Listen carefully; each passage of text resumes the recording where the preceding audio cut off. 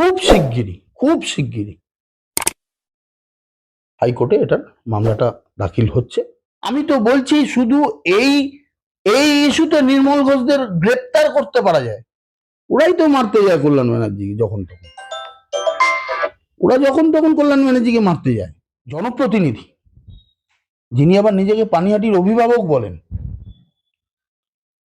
তিনি কি করে এত বড় স্ক্যাম বাংলার বুকে, আমি জানি না কেন এখনো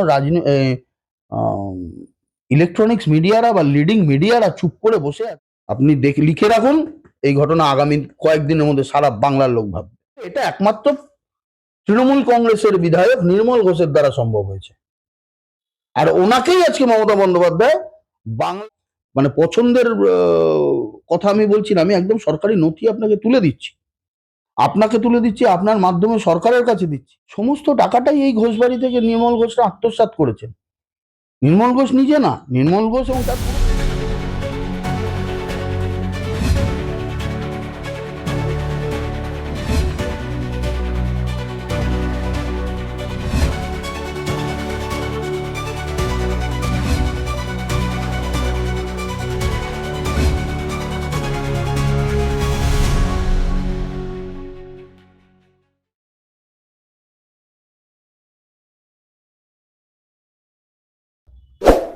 আমরা ফেসবুকে একটা ভিডিও দেখলাম, আপনি পোস্ট করেছেন যে পানিহাটিতে বিধানচন্দ্র রায়ের একটি প্রতিবন্ধী স্কুল রয়েছে, সেখানে লাইব্রেরিও রয়েছে দেখা গেছে, কিন্তু সেই জমি নাকি এখন নির্মল ঘোষ যিনি রয়েছেন পানিহাটিতে ওনার নামে মানে রেজিস্ট্রি করা হয়েছে। বিস্তারিতভাবে যদি বিষয়টা বলেন।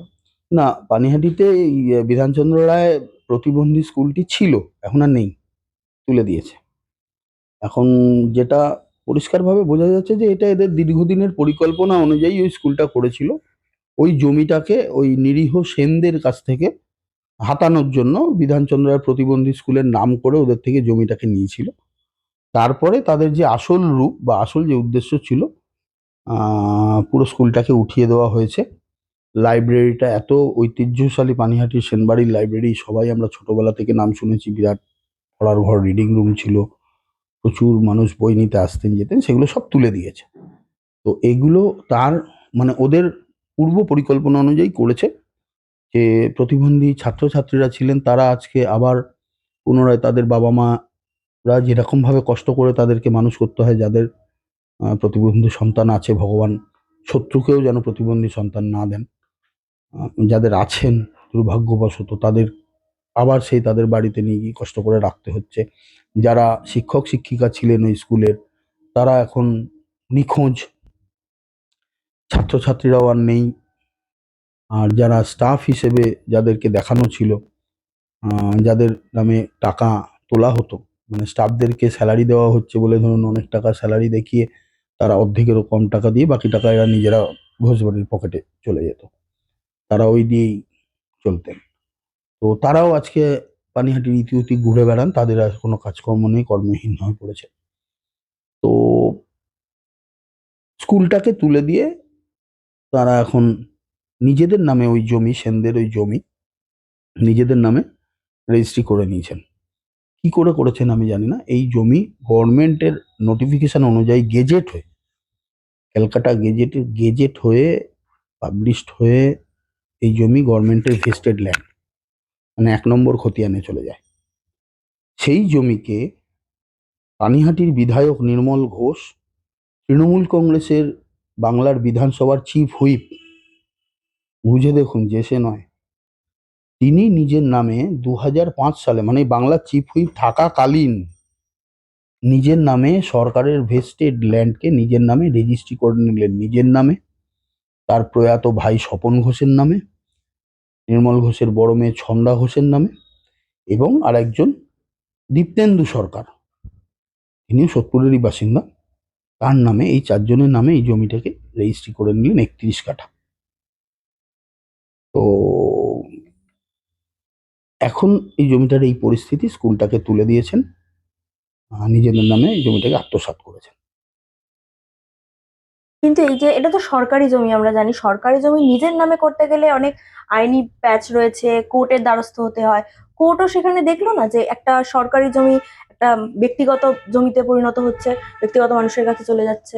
না, এখন দেখো ব্যাপারটা হচ্ছে যে সরকারি জমি ভেস্টেড ল্যান্ড কোনগুলো কোনগুলো আছে এগুলো সাধারণ মানুষ জানে না, বা কোর্টের কাছে কিন্তু তার কোনো লিস্ট নেই, বা রেজিস্ট্রি অফিসেও এর কোনো লিস্ট থাকে না। যে রেজিস্ট্রারের কাছে, আর সম্প্রতি সুপ্রিম কোর্টের একটা ভার্ডিক্ট আছে যে রেজিস্টার যে আছে তার দায়িত্ব নয় যে যে জমিটা রেজিস্ট্রি হচ্ছে সেটা ভেস্টেড, 1 নম্বর খতিয়ানের না অন্য কিছু, সেটা তার দায়িত্ব নয়, কারণ রেজিস্ট্রারের কাছে রেকর্ড থাকে না কোন জমি ভেস্টেড।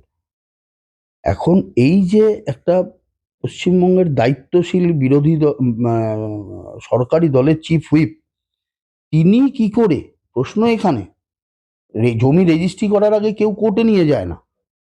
জমি রেজিস্ট্রি করতে হলে আপনার জমি আপনি রেজিস্ট্রি করে দেবেন, আর যে কিনবে সে, আপনারা দুজনে ক্রেতা এবং বিক্রেতা রেজিস্ট্রারের কাছে যাবেন উকিলের মাধ্যমে, উকিল ড্রাফট ডিড তৈরি করে দেবে, টাকা পয়সা লেনদেন হয়ে রেজিস্ট্রি। এখানে কোর্টের ভূমিকা নেই। কিন্তু আপনি ভাবুন, একজন দায়িত্বশীল জনপ্রতিনিধি, যিনি আবার নিজেকে পানিহাটির অভিভাবক বলেন, তিনি কি করে এত বড় স্ক্যাম বাংলার বুকে, আমি জানি না কেন এখনো ইলেকট্রনিক্স মিডিয়ারা বা লিডিং মিডিয়ারা চুপ করে বসে আছে। আপনাদের মতন একজন পোর্টাল যে ব্যাপারে খবর করতে চাইছেন, কিন্তু আজকে বাংলার এত লিড মিডিয়াগুলো কেউ নিউজ করছে না। তিনি গিয়ে সরকারি ভেস্টেড ল্যান্ড এমএলএ নিজের নামে, তার মেয়ের নামে, তার ভাইয়ের নামে রেজিস্ট্রি করে নিলেন। এটা দোষটা তাদের, কোর্ট বা গভর্নমেন্টের নয়, গভর্নমেন্ট জানেই না। কিন্তু আমি বলছি এক্ষেত্রে যখন বাংলার সরকারি দলের চিফ হুইপই রেজিস্ট্রি করছে, অবভিয়াসলি সরকারি দপ্তরকে কনফিডেন্সে নিয়েই করেছেন স্টেট গভর্নমেন্টের ভূমি দপ্তরকে। আর এই ভূমি দপ্তরও কিন্তু মুখ্যমন্ত্রী মমতা বন্দ্যোপাধ্যায়ের হাত। ঘুরিয়ে যদি আমি প্রশ্ন করি, আমি তো রেকর্ড দিয়ে কথা বলছি, আমি আপনাদের সমস্ত কাগজ দিয়ে দিচ্ছি, আমি সরকারি রেকর্ড দিয়ে আপনাকে কথা বলছি, আমি আমার কোনো মানে পছন্দের কথা আমি বলছি না, আমি একদম সরকারি নথি আপনাকে তুলে দিচ্ছি, আপনার মাধ্যমে সরকারের কাছে দিচ্ছি, আপনার মাধ্যমে বাংলার বাকি সব লিড মিডিয়াকে দেখাচ্ছি। দরকার হলে আপনারা আমাকে ফোন করুন, আমি আপনাদের টোটাল ডকুমেন্টস দিয়ে দিচ্ছি, তারা তদন্ত করে দেখুক। না, আপনি যেটা বলছেন তার মানে সরকার জানে না যে ওটা নির্মল ঘোষের নামে রেজিস্ট্রি হয়ে গেছে। সেই মতো সরকারের কাছে যে নথি রয়েছে যে বিধানচন্দ্র রায় প্রতিবন্ধী স্কুলই রয়েছে ওটা, তার মানে সেখানে তো সেন্ট্রাল গভর্নমেন্টের ফান্ড আসছে, প্রণব মুখার্জি অর্থমন্ত্রী ছিলেন, তিনি ফান্ড দিয়েছেন, সেই টাকাগুলো যাচ্ছে কোথায়? সমস্ত টাকাটাই এই ঘোষবাড়ি থেকে নির্মল ঘোষরা আত্মসাৎ করেছেন। নির্মল ঘোষ নিজে না, নির্মল ঘোষ এবং তার পুরো পরিবার, শুধু প্রণব মুখোপাধ্যায় না, প্রণব মুখোপাধ্যায় মন্ত্রী থাকাকালীন গ্রান্ট দিয়েছেন এই প্রতিবন্ধী স্কুলের নামে। জয়ন্ত ভট্টাচার্য, যিনি তৃণমূল কংগ্রেসের রাজ্যসভার সাংসদ ছিলেন, তিনি এই প্রতিবন্ধী স্কুলকে গ্রান্ট দিয়েছেন। তারা তো দিচ্ছেন। আপনি তো বুঝতে পারেন, একটা সরকারি প্রতিষ্ঠান না হলে সরকারি ফান্ড তো কোনোদিন দিতে পারেন না কেউ। ইচ্ছে করলে আমি যদি এমপি হই, আমি আপনার বাড়ি, আপনি বাড়ি করবেন বলে আমি আপনাকে গ্রান্ট দিতে পারি না। আমি কোনো সরকারি প্রতিষ্ঠানেই গ্রান্ট দিতে পারি সেটার উন্নয়নের জন্য, বা প্রতিবন্ধী ছাত্রছাত্রীদের জীবনের মান উন্নয়নের জন্য, তাদের পড়াশোনার জন্য দিতে পারি। তারাও সেই কারণে দিয়েছিলেন। তার মানে এটা সরকারি স্কুল তো ছিল। একটা সরকারি স্কুল বিক্রি মানে সরকারি স্কুলের জমি কি করে লোকাল তৃণমূল কংগ্রেসের এমএলএ, তার মেয়ে, তার ভাই, এদের নামে রেজিস্ট্রি হয়? কোন যুক্তিতে হয়? হতে পারে না, এটা সম্পূর্ণ ইললিগাল। আমি তো বলছি শুধু এই এই ইস্যুতে নির্মল ঘোষদের গ্রেপ্তার করতে পারা যায়। না, আপনি যে নথি দেখাচ্ছেন ওখানে দেখা যাচ্ছে প্রথমে যখন জমি ছিল তখন সেটা 31 কাঠা জমি ছিল, এখন সেই জমির পরিমাণ নেমে দাঁড়িয়েছে 9.5 কাঠায়। প্রথমে জমিটা ছিল 31+16, 47 কাঠা।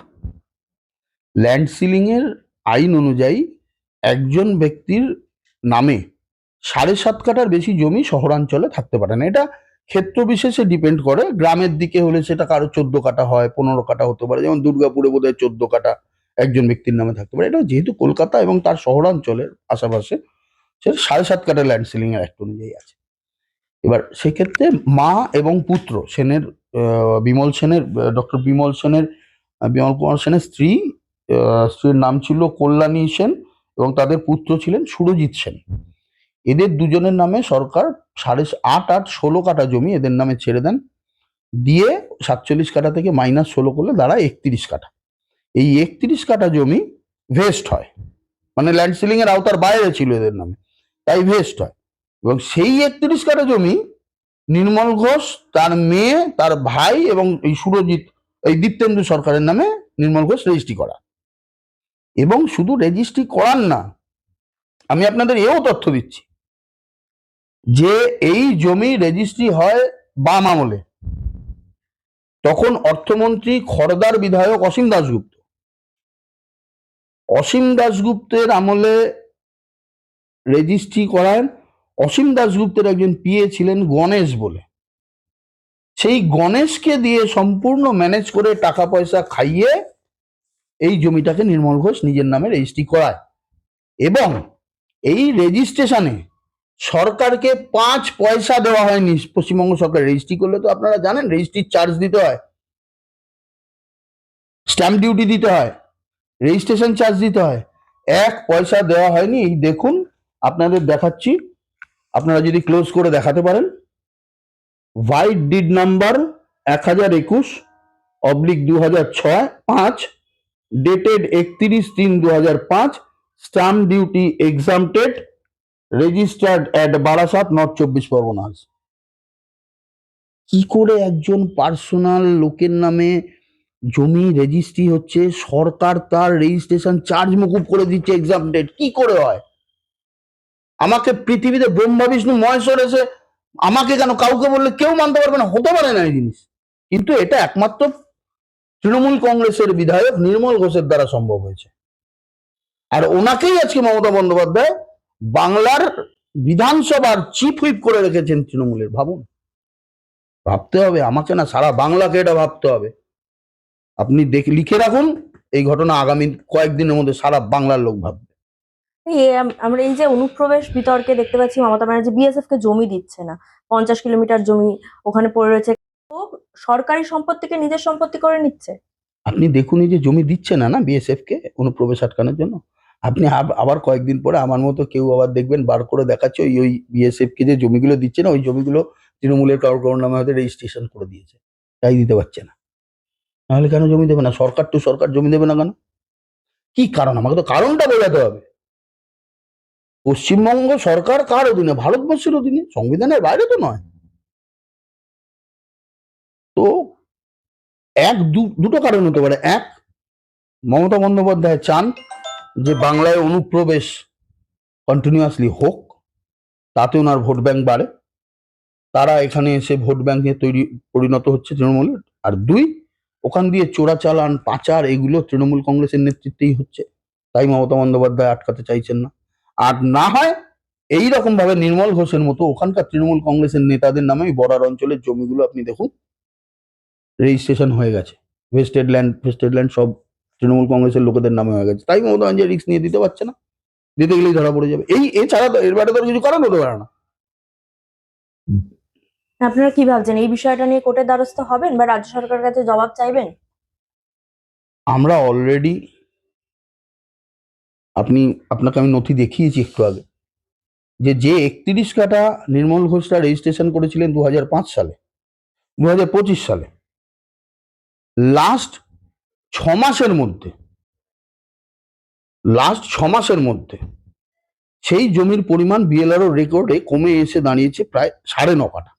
31 কাঠা থেকে 9.5 কাঠায় রেকর্ড চলে এসছে, মানে 10 কাঠা, ওই 21.5 কাঠা, 21.5 কাঠা জমি এই রেকর্ড থেকে পুরোপুরিভাবে গায়েব করে দেওয়া হয়েছে। এই লাস্ট 6 মাসে এটা হয়েছে, কারণ 6 মাস আগের তোলা রিপোর্ট আমার কাছে রয়েছে। আর আজকের ডেটে আপনি রেকর্ড করুন, নেটে দেখুন বা বিএলআরওতে সার্চ করে দেখুন, সেটা পড়ে রয়েছে 9 কাঠা, 9.5 কাঠায়। কোথায় গেল বাকি জমিটা? আমরা আরটিআই করছি, আরটিআই হচ্ছে, আরটিআই করে সরকারকে এর উত্তর দিতে হবে। আর এর বিরুদ্ধে পিটিশন রেডি হয়ে অলরেডি হাইকোর্টে অ্যাডভোকেটের কাছে রয়েছে। খুব শিগগিরই হাইকোর্টে এটার মামলাটা দাখিল হচ্ছে, এবং আমি হাইকোর্টের কাছে প্রে করব যে যাতে সিবিআই প্রয়োজনে সিবিআই তদন্ত করা হয় এটা নিয়ে।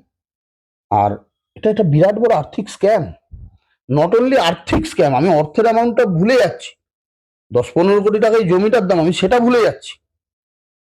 আমি যেটা বলছি সেটা হচ্ছে এই যে প্রসেসটা, এটা একটা বিরাট বড় ষড়যন্ত্র চক্রান্তের অঙ্গ একটা।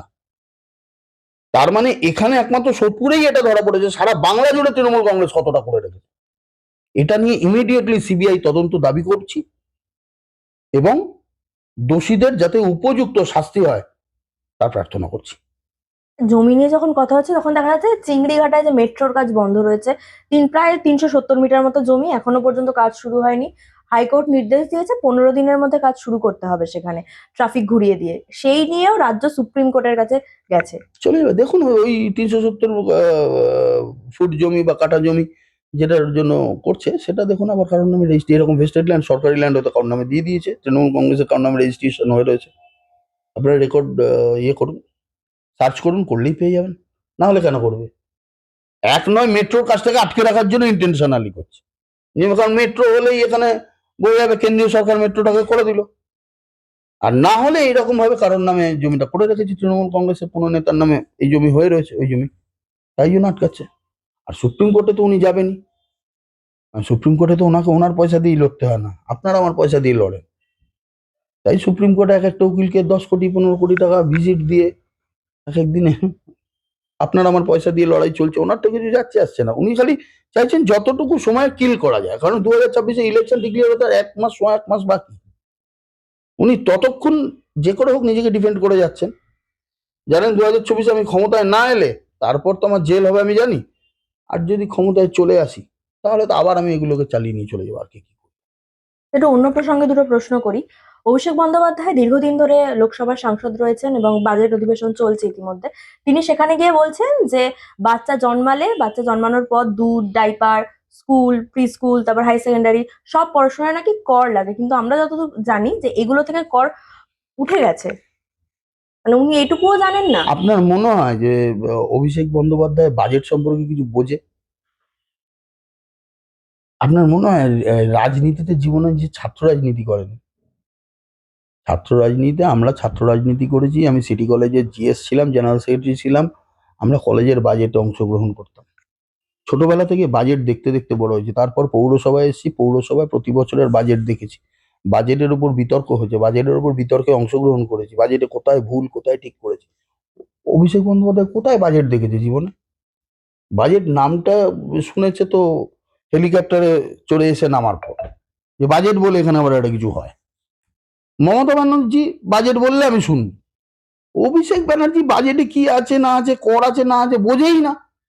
ও কারোর থেকে একটুখানি শুনে, ওই যেহেতু বলতে হবে কিছু, কারোর থেকে একটু শিখে গিয়ে ওখানে বলেছে। ওকে আপনি ওর কাউন্টারে প্রশ্ন করলে ও উত্তর দিতে পারবে না, আর যা উত্তর দেবে সব ভুলভাল। আর এখানকার তৃণমূল কংগ্রেসের কর্মীরা যারা এখন নতুন ওই করে কমে খাচ্ছে, এই তৃণমূল করে কমে খাওয়া তৃণমূল, ওরা ভাবে আরে বাবা তো রবিন হুড আমাদের অভিষেক বন্দ্যোপাধ্যায় বাজেট নিয়ে বিরাট বলে, বাজেট বানানটা ঠিক করে বলতে পারবে কিনা আমার সন্দেহ আছে। ডিগ্রিগুলো তো সব জালি, সব ডিগ্রি জালি। এই বাজেট নিয়ে অভিষেক ব্যানার্জি কি বললো না বললো বেকার বলবো না। মনে দেখা যাচ্ছে যে শ্রীরামপুরে কল্যাণ বন্দ্যোপাধ্যায় তিনি বলছেন এই রাজ্যে নাকি সিপিএম এবং বিজেপির আর কিছুই নেই। যদি মাতাল। যদি না থাকে তাহলে এই যে বারবার বিরোধী দলনেতার উপর আক্রমণ, 100 বার ওনাকে, 100 বারের বেশি ওনাকে হাইকোর্টে দ্বারস্থ হতে হয়েছে বিভিন্ন প্রোগ্রাম করার জন্য, এগুলো কেন হচ্ছে? মাতাল তো। হাইকোর্টে তৃণমূল কংগ্রেসের যে সংগঠন আছে, তৃণমূল কংগ্রেসের যে লয়ার সেল আছে হাইকোর্টে, ওরাই তো মারতে যায় কল্যাণ ব্যানার্জিকে যখন তখন, ওরা যখন তখন কল্যাণ ব্যানার্জিকে মারতে যায়। বিজেপি আছে কি সিপিএম আছে কি কি আছে না আছে, তো মাতাল না হলে কেউ বলে বলুন তো? যে বাংলার মধ্যে 70-75টা 77টা সিটই বিরোধী দল হিসেবে বিজেপি বিধানসভায় বসে রয়েছে, সেই একটা লোক যদি বলে যে না তারা নেই, এটা বাস্তবচিত, এটা কোনো মাতাল আর পাগল ছাড়া কেউ কথা বলবে? আমি বলি কল্যাণ কল্যাণ ব্যানার্জি শুধু মাতাল নয়, পাগল মাতাল। বাংলার মানুষ কথার উত্তর দেবে 2024-এ নির্বাচন। বাংলার মানুষ তো দেখছে বিজেপি আছে কি নেই। সিপিএম নেই বলছে, আমি মেনে নিতে পারি, সিপিএম অবলুপ্তির পথে। কিন্তু আমার কষ্ট হয় শুধু সিপিএম এর বামফ্রন্টের নিচুর তলার যে কর্মীরা আজ অব্দি ডেডিকেশন নিয়ে রাজনীতিটা করছে, ওদের ভগবান যেন একটা রাজনৈতিক সঠিক দিশা দেয়। কারণ ওদের ওপর আমি সত্যি সহানুভূতিশীল। ওরা রাজনীতিটা অনেক অভিজ্ঞ, মানে ওদের বয়স কম হলেও ওরা রাজনীতিটা শিখে করে, ওদের ওপর আমার শ্রদ্ধা আছে। এই যে রাজ্যের পুলিশ বারবার দেখি বিরোধীদের যে কোনো প্রোগ্রামে তারা বাধা দেয়, সেখানে কোনো গন্ডগোল হলেই তারা চলে আসে, কিন্তু অথচ যখন বেলডাঙার বিক্ষোভ হলো তখন তারা চুপ। উচ্চ মাধ্যমিক চলছে, তার মধ্যে হুমায়ুনের বাবরি যাত্রা শুরু হয়েছে, সেখানেও কোনো রকম বাধা তারা দেয়নি।